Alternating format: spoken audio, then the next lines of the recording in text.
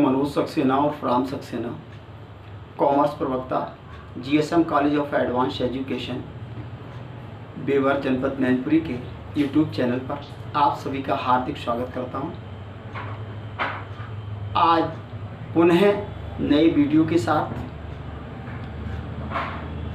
जैसा कि पिछले वीडियो मैंने बताया था अंकेक्षण का इतिहास क्या है, भारत में अंकेक्षण का इतिहास क्या है। उसके बाद कल मैंने बताया था अंकेक्षण की अर्थ एवं परिभाषा क्या है। आज का जो हमारा टॉपिक है जिस पर हम आज चर्चा करेंगे वो है अंकेक्षण की विशेषताएं, कैरेक्टरिस्टिक्स ऑफ ऑडिटिंग, और लेखाकरण और अंकेक्षण में अंतर। ये हमारा आज का टॉपिक है। तो सबसे पहले हम आपसे चर्चा करेंगे कि अंकेक्षण की विशेषताएं क्या है। अंकेक्षण की जब हमने परिभाषाओं का गहन अध्ययन किया, विश्लेषण किया, उसके पश्चात हमें कुछ विशेषताएं महसूस हुई। विशेषताएं क्या हैं? पहली विशेषता है व्यापारिक संस्था का होना। तो अंकेक्षण में किसी भी व्यापारिक संस्था की पुस्तकों, खातों और प्रमाणकों की जांच की जाती है। यद्यपि संस्था एकाकी व्यापार हो सकता है, साझेदारी व्यवसाय हो सकता है, संयुक्त स्कंध कंपनी हो सकती है, या अन्य किसी प्रकार का व्यापार हो सकता है। कुल मिलाकर व्यापारिक संस्था का होना अत्यंत महत्वपूर्ण है। ये संस्थाएं सरकारी, अर्ध सरकारी या गैर सरकारी हो सकती हैं। साधारणतया इन संस्थाओं में हम जब देखते हैं तो ऐसा होना कोई आवश्यक नहीं कि व्यावसायिक संस्थाओं में होता है, क्योंकि गैर व्यापारिक संस्थाओं जैसे क्लब, अस्पताल, शिक्षण संस्थाओं का भी अंकेक्षण किया जाता है। ये गैर व्यापारिक संस्थाएं कहलाती हैं। जो हमारे अस्पताल होते हैं, ट्रस्ट होते हैं, क्लब होते हैं, ये गैर व्यापारिक संस्थाएं होती हैं, गैर व्यवसायिक संस्थाएं होती हैं, लेकिन इनका भी अंकेक्षण किया जाता। दूसरी विशेषता हमारी समझ में आई कि पुस्तकों की सत्यता की जांच अंकेक्षण के द्वारा, व्यवसायिक संस्था द्वारा बनाई गई लेखा पुस्तकें और शुद्धता की जांच की जाती है। अंकेक्षक को इस बात की संतुष्टि करनी पड़ती है कि लेखा पुस्तकों में उचित लेखांकन नियमों, पद्धतियों, विधियों और मानकों के अनुसार किया गया है।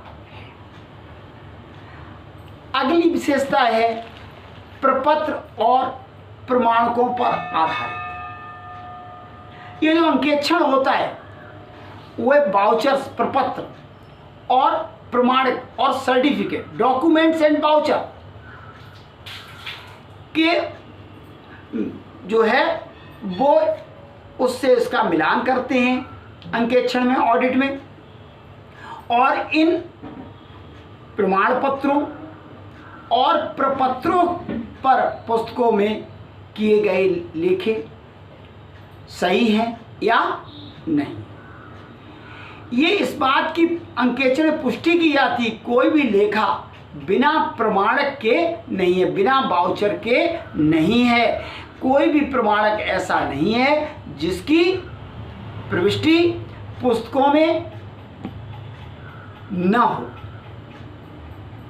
अब स्वतंत्र व्यक्ति, अंकेक्षण का कार्य ऐसे व्यक्ति द्वारा किया जाता है जो पूर्ण रूप से स्वतंत्र होता है। उसके ऊपर व्यवसाय का या व्यवसाय के स्वामी का कोई दबाव नहीं होता है। अर्थात न ही उसका कोई व्यवसाय से संबंध होता है और न ही वह व्यवसाय का स्वामी होता है, न सदस्य होता है, न वो किसी प्रकार का व्यापार में हित रखता है।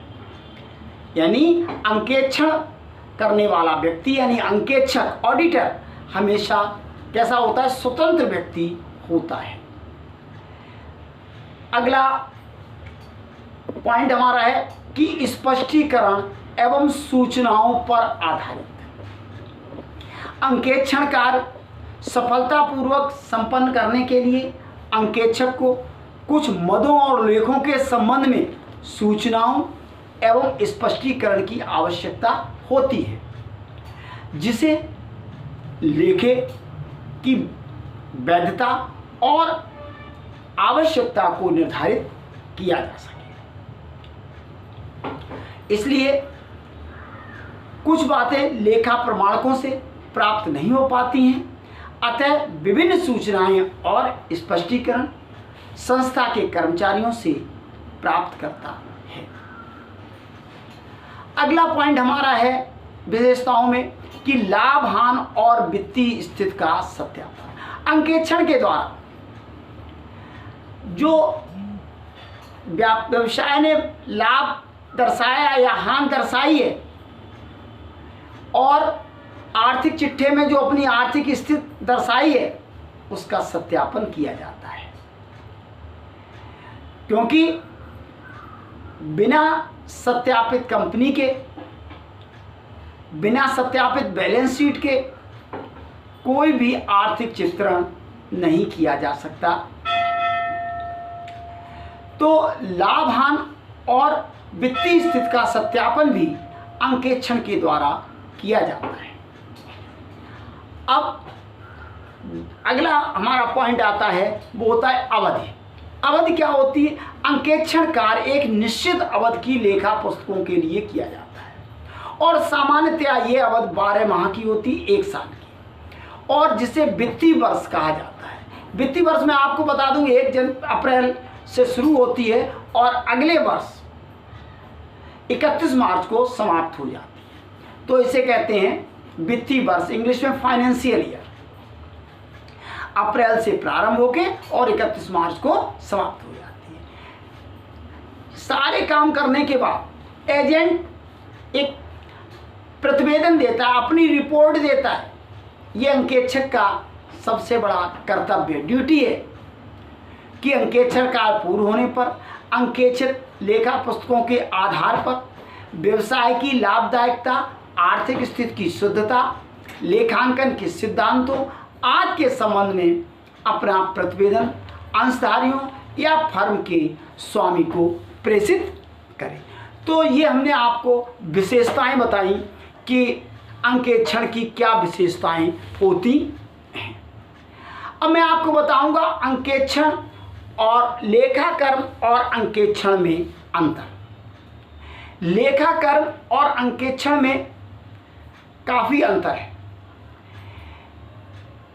क्योंकि सबसे पहले अंतर का आधार हमारा क्षेत्र है। क्षेत्र में क्या है? लेखाकर्म के अंतर्गत सारांश विश्लेषण करना होता है, अर्थात स्पष्ट तरीके से तलपट, चिट्ठा और लाभ हानि खाता बनाना होता है। अंकेक्षण के अंतर्गत लेखापाल के द्वारा, अकाउंटेंट के द्वारा बनाए गए अंतिम खातों की जांच की जाती है, खातों और जिससे खातों के संबंध में और आर्थिक चिट्ठी के संबंध में, वित्तीय स्थिति के संबंध में रिपोर्ट दी जाती है। दूसरा, कार्य की संपन्नता। लेखाकरण करने के लिए संस्था में नियुक्त अकाउंटेंट नियुक्त किया जाता है, जो एक सवैतनिक कर्मचारी होता है, जिसको प्रतिमाह वेतन दिया जाता है। अंकेक्षण सदैव बाहरी व्यक्ति के द्वारा किया जाता है।